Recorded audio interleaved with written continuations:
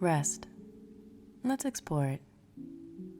The intentionality of it, whether or not it's something that we incorporate in our lives or not, and how we feel while we're doing it, if we make time for it, the benefits of it on an individual and collective level. Rest in society, how that's looked at, versus productivity, how that has some sort of an intermingling with it. Also, so let's get into rest. Okay, so what do I mean when I say rest? I mean literally resting. Now, not necessarily sleeping, however, sleep can be rest, but I mean taking a moment to do absolutely nothing. Absolutely nothing. I'm not even saying to meditate at this point. Like, you're just resting. You're allowing the mind to rest. You're allowing the body to rest. Now, meditation, especially if you're just doing a very simple silent meditation and you're not trying to do nothing, not trying to go nowhere, you're not trying to take your mind to other planes, unless it just goes there naturally, then hey, that's lit. But I'm talking about that just simple mindful resting where maybe you're laying down in your bed, on a couch, on the floor, wherever you can, wherever you want to. And you're just noticing the little things. You're just breathing. You're just taking it all in. You don't have to be anywhere. Nothing's pressuring you, at least not in this moment. You're intentionally choosing to just chill. Rest is so vital for us. I mean, our body is some sort of interesting, like, organic machine. It's very lit, if you ask me, but at the same time, like any machine, it needs to be restored. It needs some maintenance on it, right? And our bodies need maintenance. We need rest. Rest is a form of maintenance. Rest is when your body, especially in its very calm state, it has the opportunity to perform healing tasks and duties that maybe it can't do while you're always stressed out and about, always feeling like you have to go somewhere, be somewhere, blah, blah, blah. We live in a world right now where we can be stimulated at any point in time by anything. You tap on your phone, immediate stimulation at your fingertips whenever you want to. I mean, there's like a double-edged sword to our expansive connectivity right now. You know, it's great because we get to be connected and we get to share stories and learn about things and work together to really heal ourselves in this world. But on the opposite side of that, we can become extremely overstimulated. We can be introduced to so many opinions by like people that I don't even know if they actually have souls. Like, oh my gosh. But aside from that, it's the reality that rest is something that is so essential to us as human beings, as just a natural thing. And it's so beautiful. It's so lovely. It's something that needs to be incorporated into our lives on a daily basis for rest and restoration, for a healthy life, for a well life. But it's also the very thing that has been attacked by society, by cultures, by systems. It's attacked time and time and time again and labeled as unproductivity, you wasting time, you not being good enough, you not being strong enough, as a weakness. And that's absolutely insane, because the more that you work yourself like a donkey or something into the ground, the weaker your body becomes, the less able your body is able to heal, to really restore and perform the necessary maintenance that it needs to in order to keep you well-oiled, well-focused, clear in mind, clear in heart, purposeful, together, whatever it may be. Rest is essential. There are folks who nap at least 15 to 30 minutes a day as they can squeeze that in. And they're able to allow their bodies to tap into that deep healing state, that restful state for a moment. That's important. There's also folks who literally see rest as literally child's play, as the devil's playground.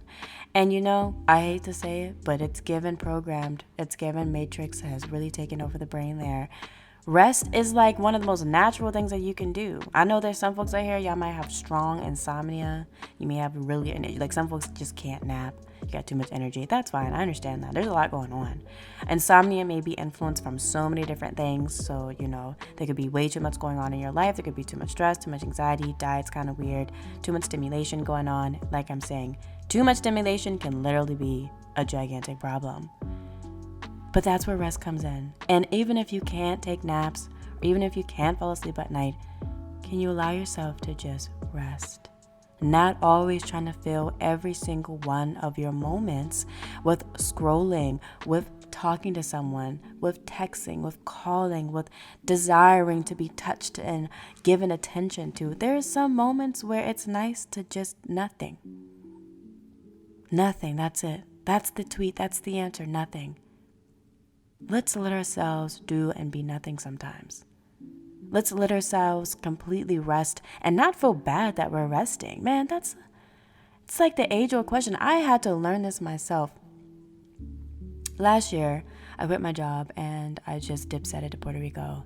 Very beautiful decision. I was so scared. The first thing I had to deprogram or alter my belief about was rest. I felt like such an unproductive person because I wasn't constantly at work, clocking in my 9 to 5, producing information, producing whatever, talking to my bosses, on a meeting, on a call, blah, blah, blah. Like I switched to living an unconventional life with an unconventional job, at least at the time. At least it was unconventional for me and unconventional for my circle, unconventional for my family. It was something that I didn't personally know anybody else doing. And I read about it. I saw it on YouTube, but it was nothing else anybody else was doing. I was working remotely.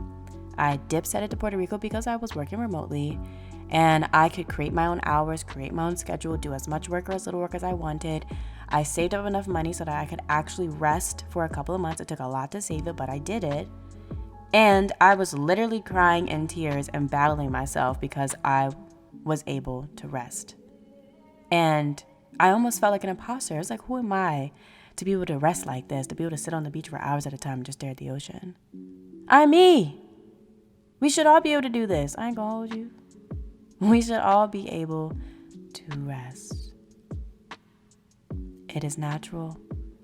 Rest is vital. There are many cultures that already value rest so highly.